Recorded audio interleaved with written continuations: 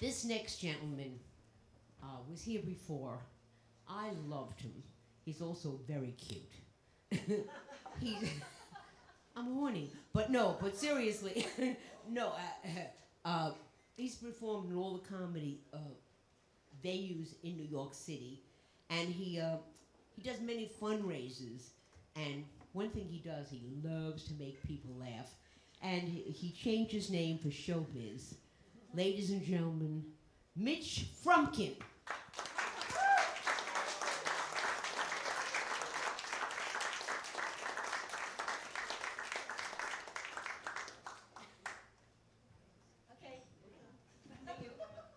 The middle name is Herkenmeyer, by the way. What is it? Herkenmeyer. I'm just glad I'm not getting up here as a singer after following the last gentleman, that's for sure. But, you know, there's one thing I don't understand. People come to shows like this, and they pay for singers, they pay for the entertainers, they pay for all the warm-up act to me, and they really set a high bar, that's for sure.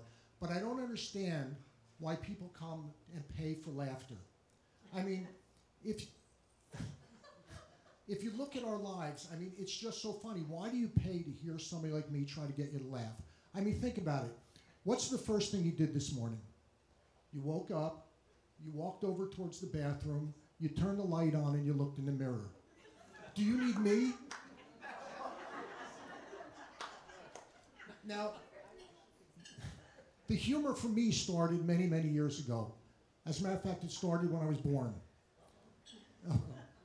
I still remember, I was in labor for about 3.5 hours. I came out head first, no C-section, no problems at all. And I'll tell you, when I got smacked on the butt, it didn't even bother me that much. Then they took me and they put me in a crib. And in the crib, I'm laying there wrapped in blankets. Every couple hours, I get some nice warm milk. And this goes on for days and days, and I'm so comfortable having such a relaxing time laying in my crib.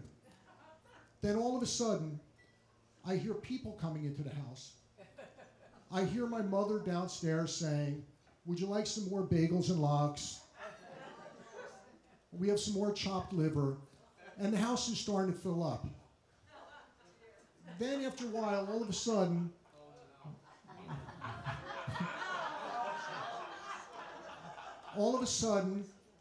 a man with a long white beard walks into the room with my grandfather. They pick me up. My grandfather picks me up, carries me down into the dining room, moves the chopped liver off the table, lays me down on the table, and I look up and I can still see the look on my parents' head behind me in panic. I was their first son. They're standing there with a terrified look in their face.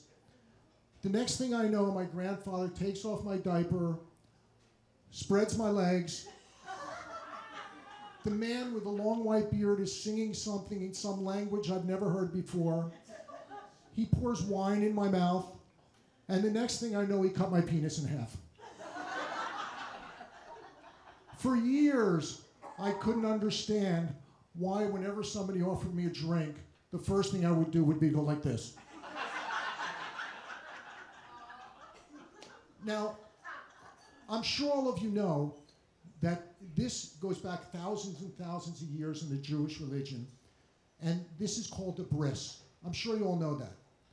But the thing you don't know is that the other name that came out of this is brisket. Now, is there anybody here who doesn't know what brisket is? It's sliced beef. And I want you to think about that the next time you go to the deli. All right, so then I'm growing up. I have 3 sisters and a brother. One of my sisters hasn't spoken to me in years, and I finally figured out why. She stopped talking to me after she married the guy I introduced her to. Now, looking back, I think he's the one who should have stopped talking to me. So I grow up, 3 sisters and a brother.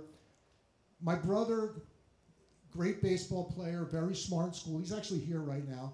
Graduated from Penn, Stern School, gets all kinds of awards as he's growing up, and my parents are collecting his awards and putting them on the walls.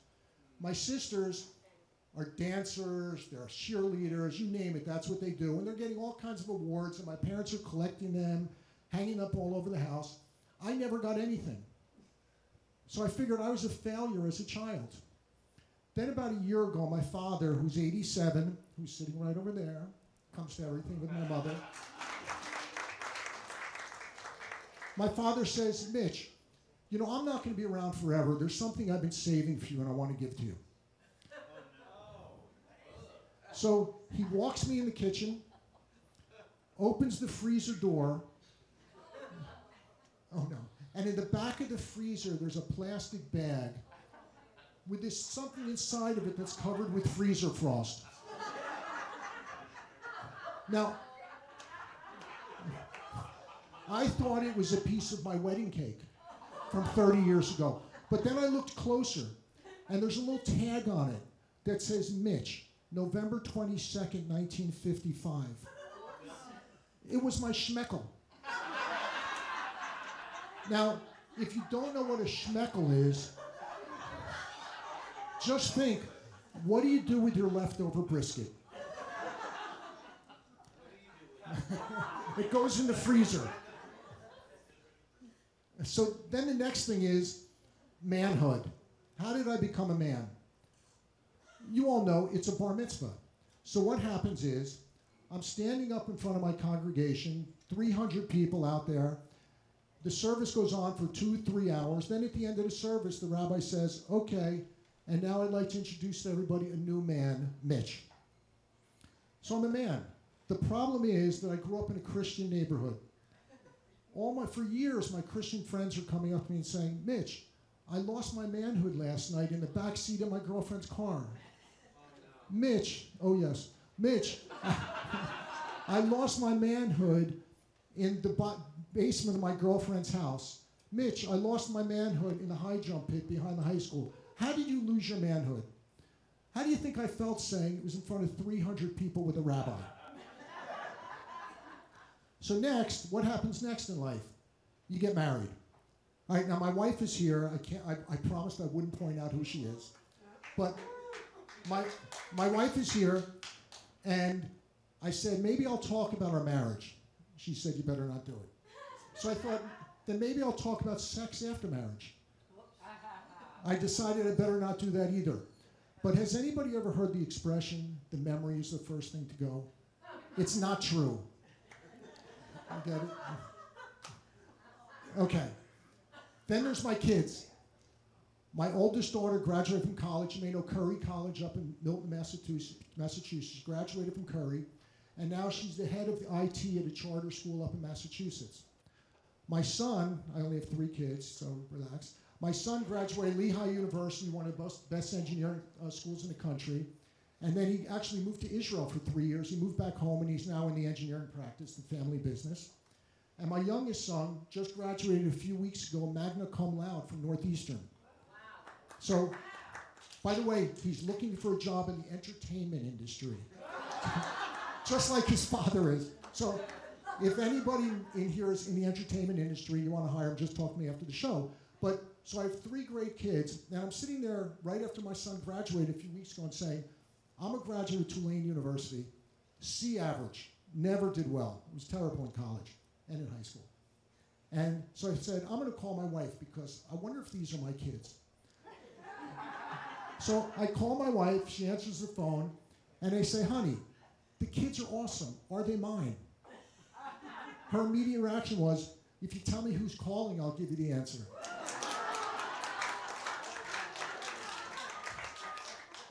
Now let's talk. I want to talk. That's my mother. Now I want to talk a little bit about modern medicine. Now, you guys probably all know that 100 years ago, our lifespan was about half what it is now. And there's been some great discoveries made, and that's why we live so long now. So, I mean, for example, I used to think, until I was 50, that my behind was just something to sit on. I've come to learn in the last few years that it's actually the doorway to our health. For example, every year I go to my doctor to check the smoothness of my prostate to make sure I'm not getting prostate cancer. The problem is that my doctor's a woman, and I have to make sure she has a manicure on the day of the exam. Hello. Then it gets even worse. Every 3 or 4 years, they take this long tube. I see the men in here looking at this. They take this long tube with a camera on the end. They open the door, and they're taking pictures of pictures. I have no idea what they're taking pictures of. I'm just glad they don't give them to my mother because she'd post them on Facebook.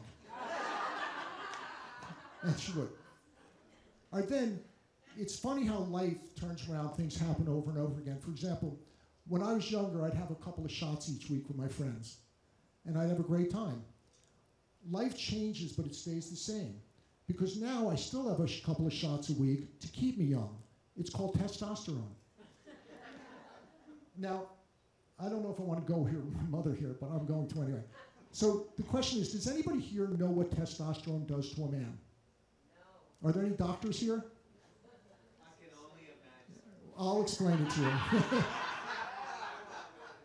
Well, it used to be that I'd wake up 2 or 3 times in the middle of the night because I'd have to pee. Now I wake up 2 or 3 times in the middle of the night and there's a little soldier standing up looking for action. That guy hasn't been looking for action in the middle of the night for 25 years. So, but there's some side effects to testosterone in a man. It creates estrogen in your system. I don't know if you know that. Now, what does estrogen do to a guy? It makes your breasts get bigger, right?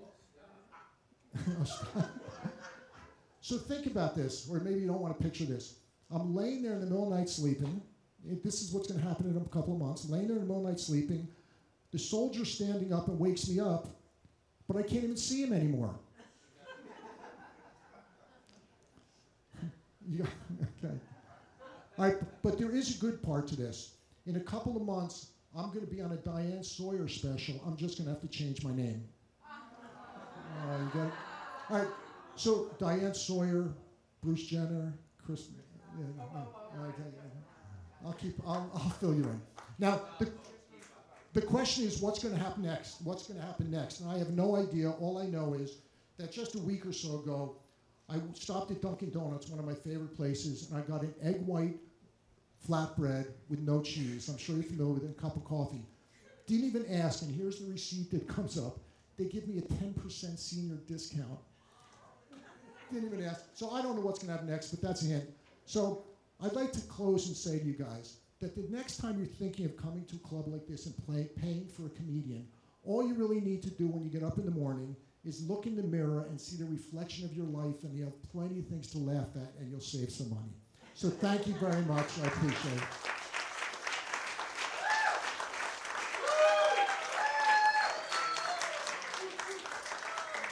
Thank you.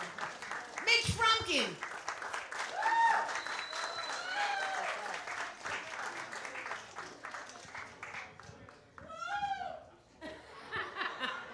That's your parents.